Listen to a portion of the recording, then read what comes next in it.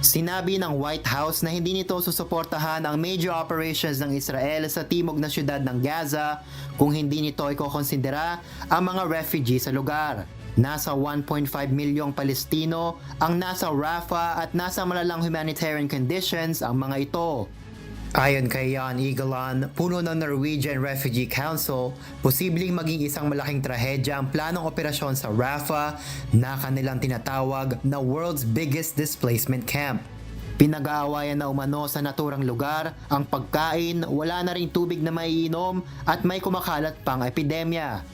Ito rin ang sinabi ni United Nations o UN Chief Antonio Guterres kung saan kinokondena nila ang mga ginawa ng Hamas ngunit mayroon ding mga paglabag sa international humanitarian law sa Gaza.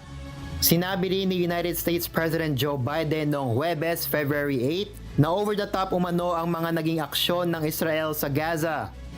I'm of the view, as you know, that the conduct of the response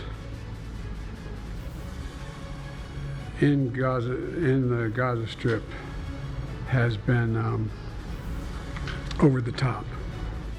Samantala, nasawi ang nasa 15 tao sa nangyaring airstrike ng Israel noong Biyernes.